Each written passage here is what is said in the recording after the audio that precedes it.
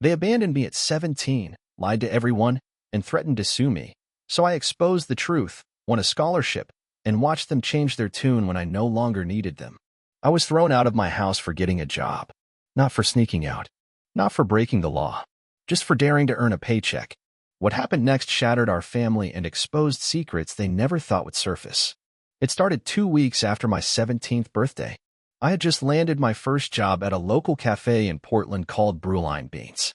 I was excited, finally earning my own money, finally doing something for myself. I expected at least a nod of approval from my parents. Instead, their response was ice cold.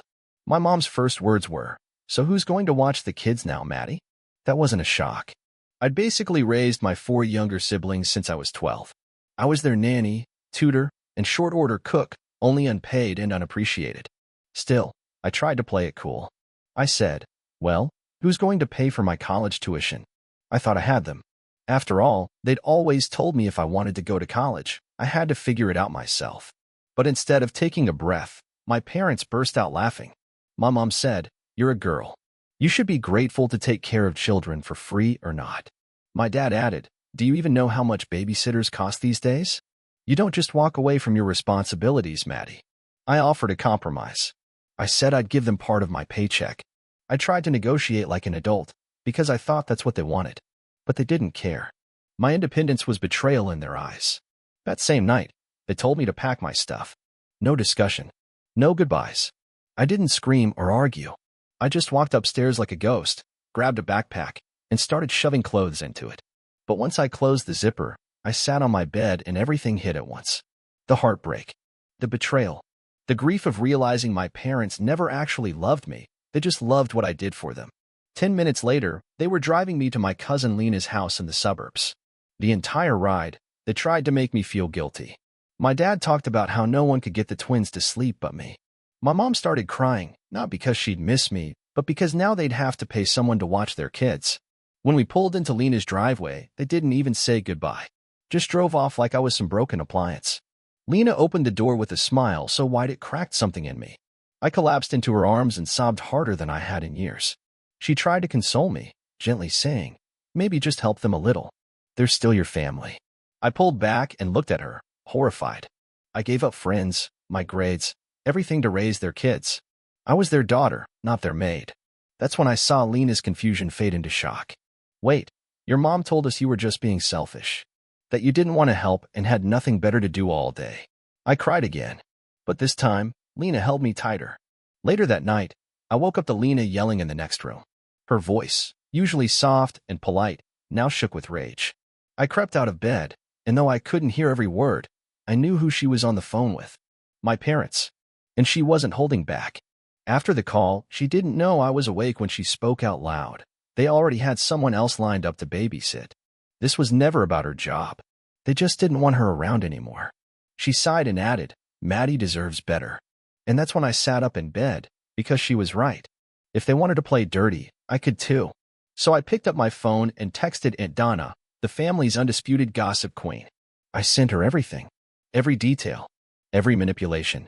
Every lie. 1,400 words of truth. Then I turned off my phone, terrified of what would come next. I didn't sleep that night. Every time I closed my eyes, I heard Lena's voice in my head. They already had someone else lined up to babysit. It wasn't just betrayal, it was strategy. They'd been planning to replace me the second I wasn't useful. I was a liability the moment I started dreaming of a life beyond their walls. That's when something in me snapped. At 3:12 a.m., I picked up my phone and sent Aunt Donna a text so long it crashed the keyboard app twice. I told her everything, how my parents used me as unpaid labor for years, how they laughed when I brought up college, how they kicked me out like I was a stray dog, and worst of all, how they lied to everyone. I ended it with, "I just thought someone in the family should know the truth." Then I powered off my phone and buried it under a pillow like it might explode. By morning, it had.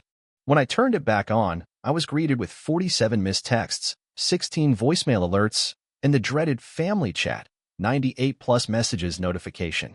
Megan walked into the room with a mug of coffee and said, "You're trending in the family group chat, by the way."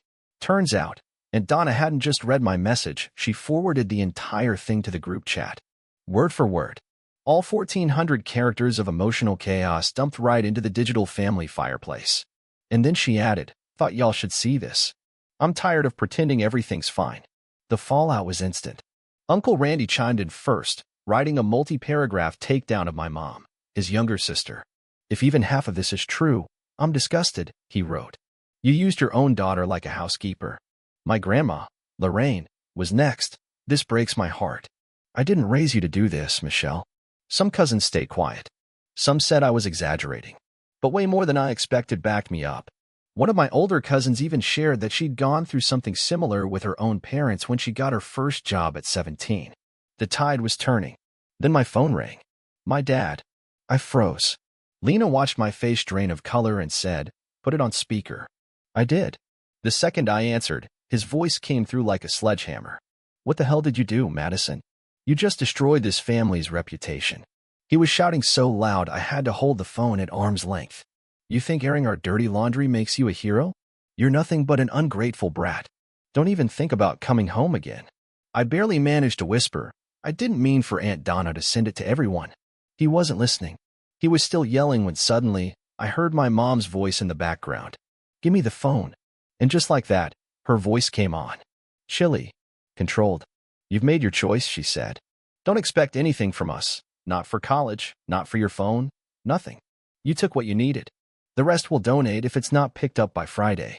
Click. I sat there, staring at the phone like it had grown fangs. They just disowned me. Officially. Over a minimum wage coffee shop job.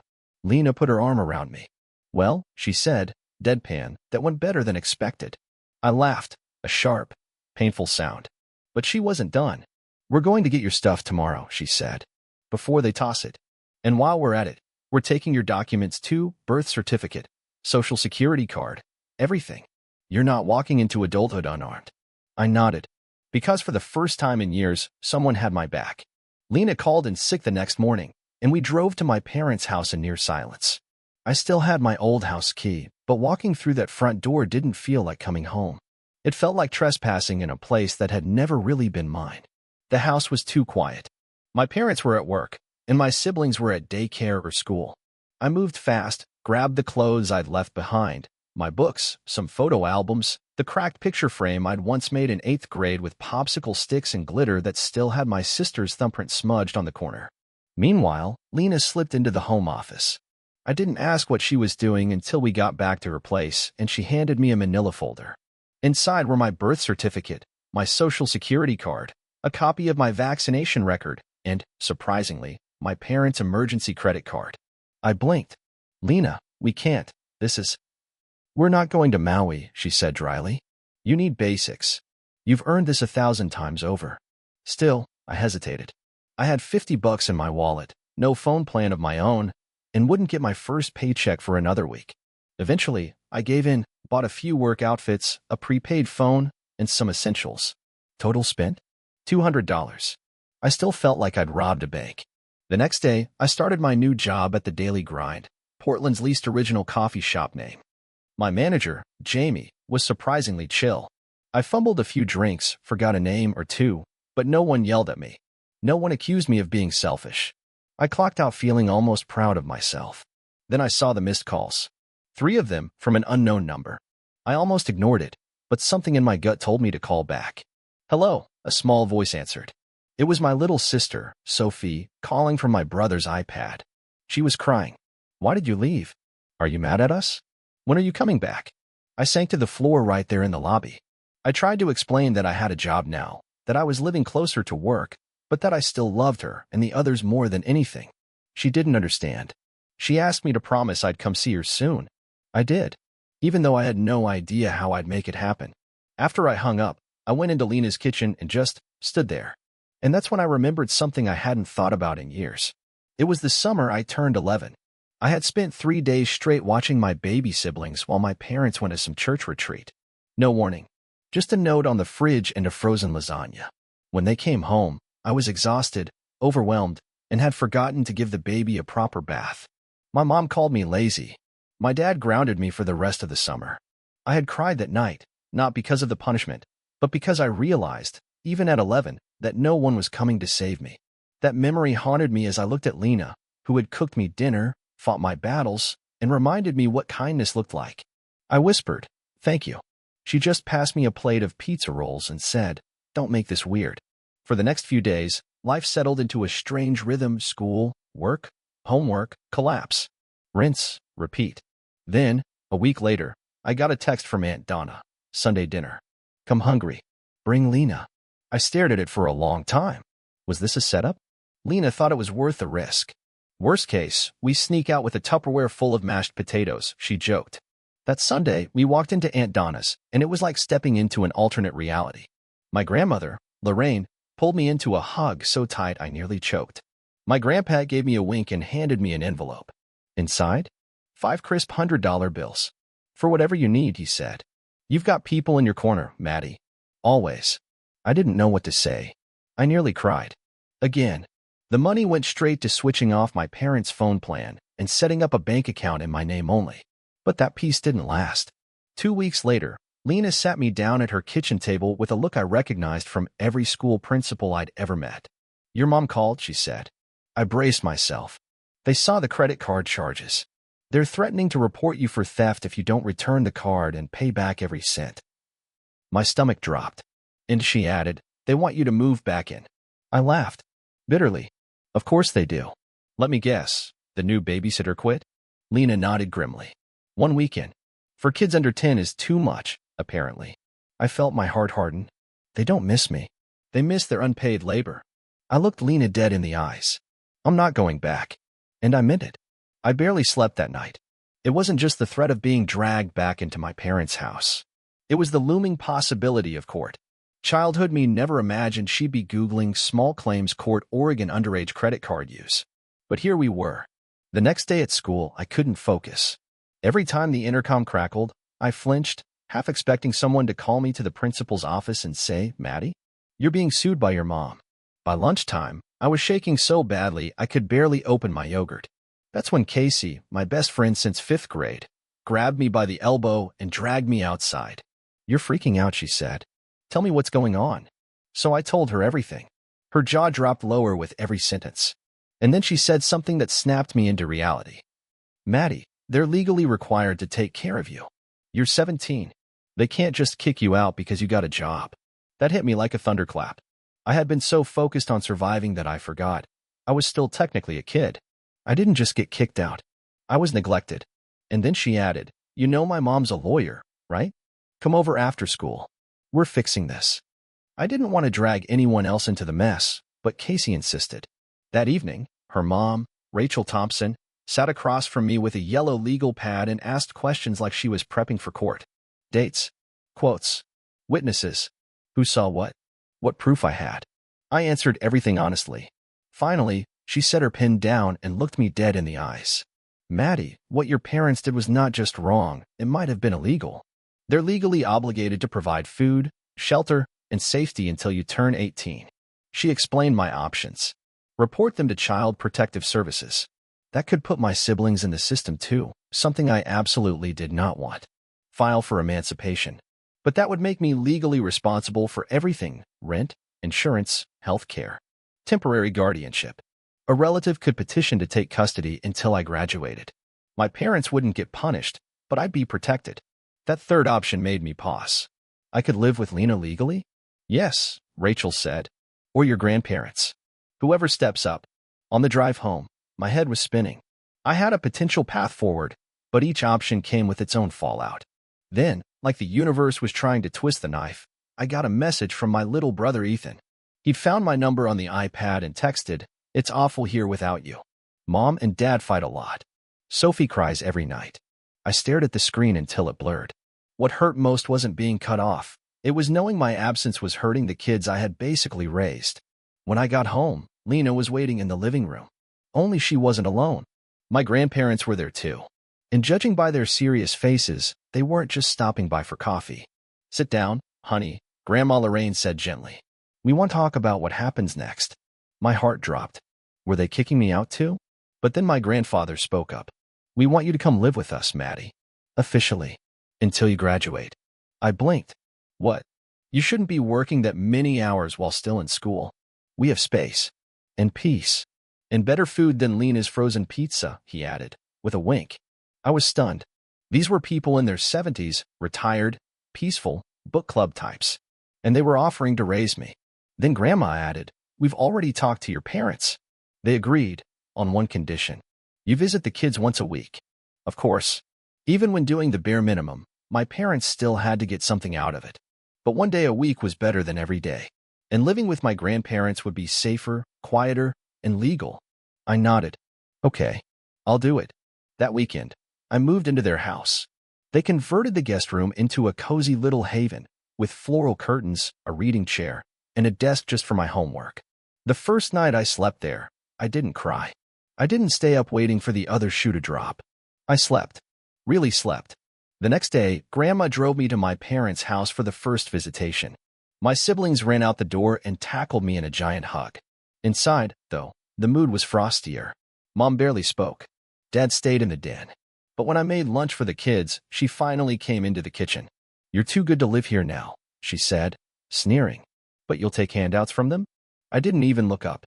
"I'm trying to graduate without being homeless." "You were never homeless," she snapped. "You're just dramatic." I bit my tongue so hard I tasted blood. When Grandma came to pick me up at 6 p.m. sharp, I couldn't get out of there fast enough. But as I stepped out the door, my mom called after me. "Don't forget the babysitting money next week. You still owe us $500. I turned, stunned. "What babysitting money?" "The credit card charges," she said. "Don't act like you forgot." I was so shocked I didn't even argue. In the car, I told Grandma everything. She just shook her head and said, "Your mother always did have a selective memory." Then she added, quietly, "You gave them 5 years of free labor. They can eat the $500. And that was the moment I knew.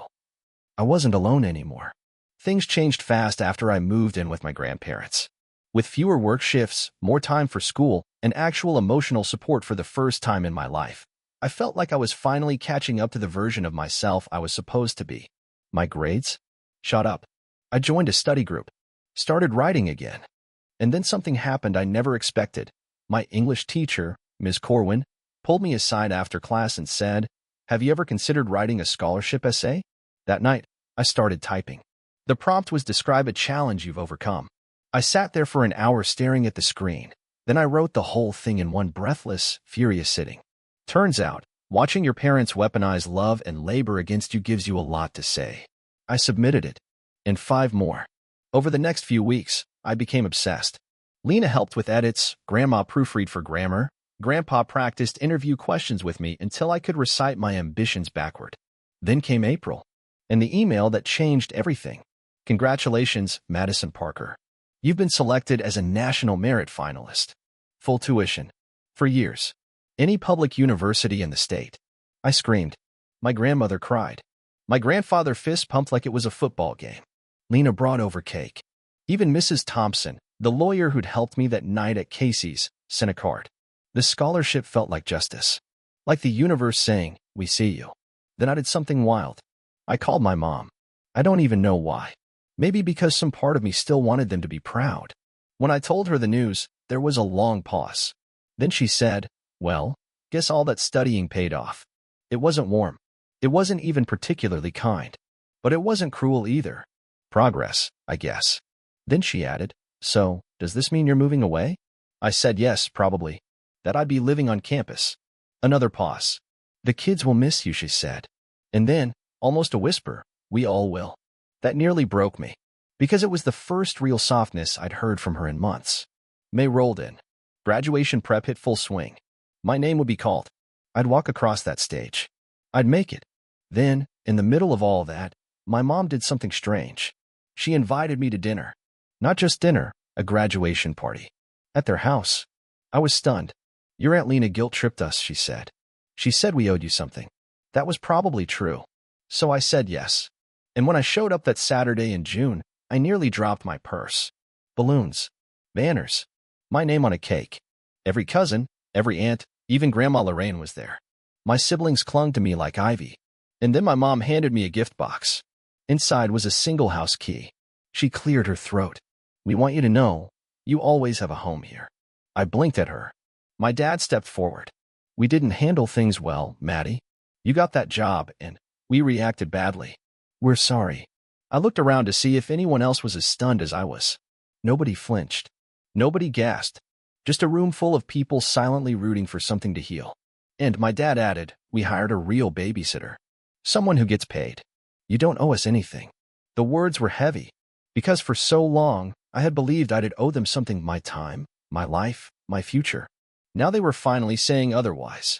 The rest of the night was blurry. Laughing. Cake. Sophie giving me a drawing that said, "I miss you every day." Then Grandma pulled me aside. "They called us last week," she said. "Asked if we'd help with whatever the scholarship doesn't cover. Books, housing, the gaps." I stared at her. "They want to help?" "They're trying," she said gently. "And people can change, sweetheart. Not always. But sometimes." As we were leaving, my mom hugged me. My dad patted my back like he was still afraid of breaking me. And for once, I let myself feel it. The moment I had waited for since I was 11 years old and left alone with 4 kids and a frozen lasagna. They had let me down, but I had gotten back up. And now? I wasn't their live-in nanny. I was a college-bound scholarship student with a future that belonged only to me. And for the first time in my life, I wasn't asking permission.